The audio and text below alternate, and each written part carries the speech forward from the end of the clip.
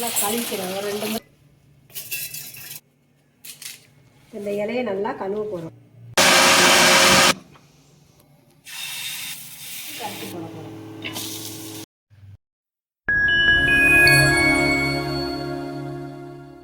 இன்றைக்கி என்ன செய்ய போகிறோம்னா முள்ளு முருங்கை அடை செய்ய போகிறோம். அதுக்கு வந்து பச்சரிசியும் கடலைப்பருப்பையும் ஊற வச்சுக்கிறோம் 2 மணி நேரம். இப்போ 1 கப் பச்சரிசி,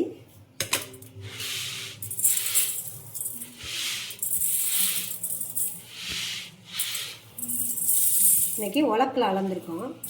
1 கப் பச்சரிசியை போடணும். ஊற வைக்கிறதுக்காண்டி இப்போ சேர்க்குறோம். அதில் 1/2 கப் மட்டும் கடலைப்பருப்பு,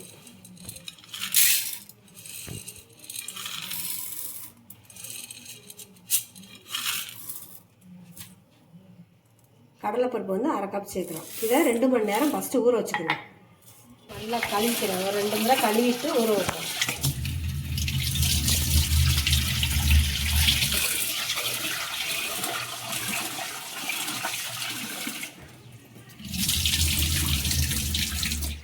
இதை நல்லா ஊற வச்சுட்டு 2 மணி நேரம் சென்று பார்ப்போம். நல்லா ஊறிடுச்சு. இனி தேவையான பொருள் என்னென்னு பார்ப்போம். இந்த தண்ணியை நல்லா வடித்து விட்ருவோம். மிக்சியில் அரைக்கணும் தான்.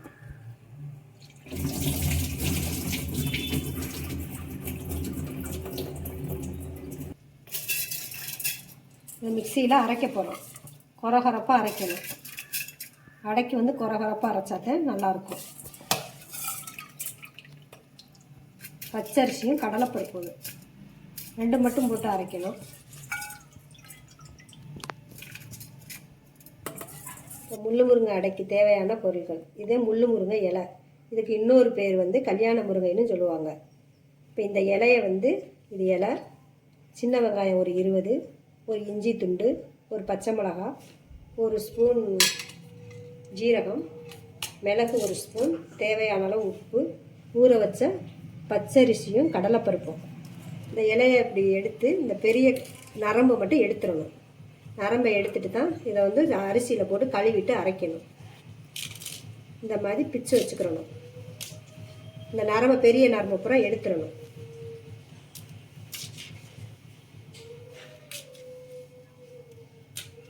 இனிப்பு போட்டு ரொட்டியும் சுடலாம்.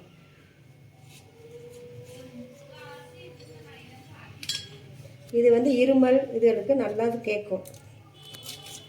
சளி இருமலுக்கு நல்லது.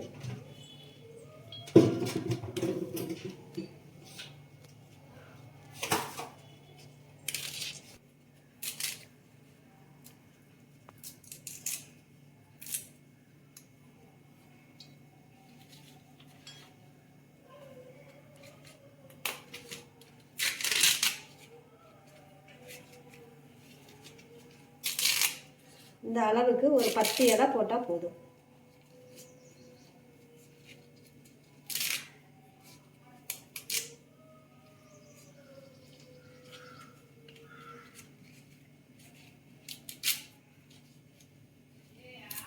இந்த நரம்பு எடுத்தால் தான் அரைபடும். அதோட போட்டு அரிசியோட போட்டு அரைக்கிறதுக்கு அரைபடும்.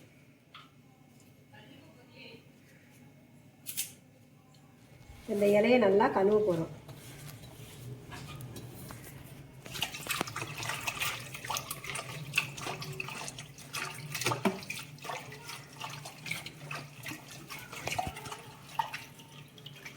இந்த இலை வந்து ரொம்ப முத்துன இலையாக போடக்கூடாது. கொஞ்சம் பிஞ்சு இலையாக இருக்கணும். அப்போ தான் நல்லா அரைபடும்.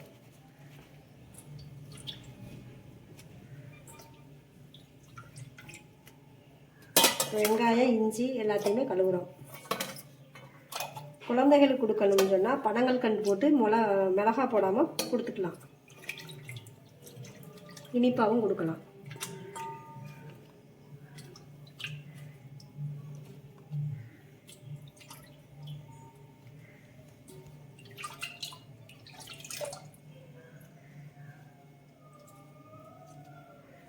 ஜீரகம், மிளகு 1 ஸ்பூன் போடுறோம். தேவையான அளவு இதில் உப்பு போடுறோம். இதுக்கு தேவையான அளவு 1 ஸ்பூன் போட்டால் போதும். கொஞ்சம் தண்ணி ஊற்றி அரைச்சிக்கிறோம்.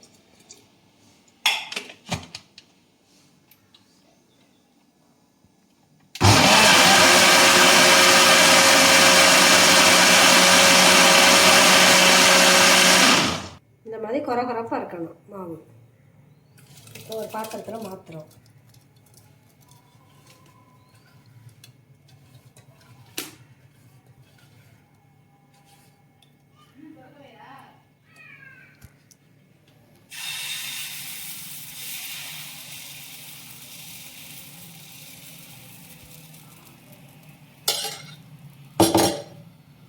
இப்போ நல்லெண்ணெய் ஊற்றுறோம்.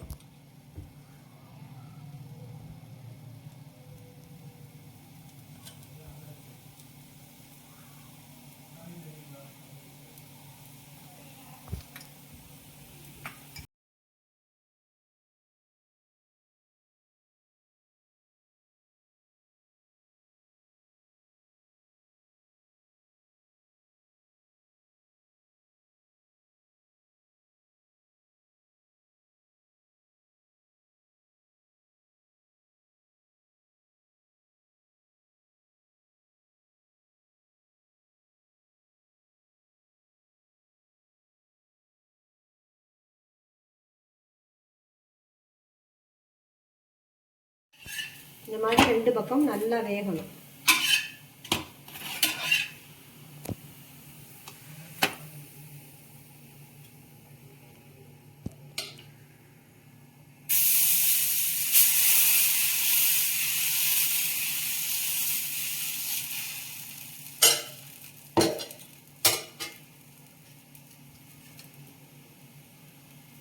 நல்லெண்ணெய் மட்டும் நல்லா ஊற்றணும்.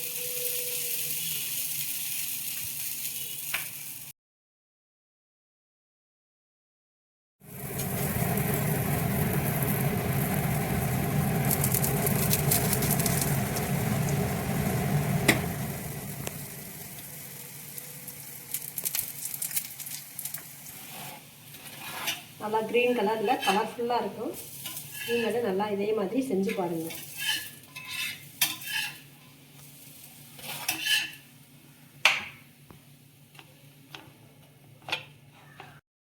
இதோட தேங்காய் சட்னி வச்சு சாப்பிட்லாம்.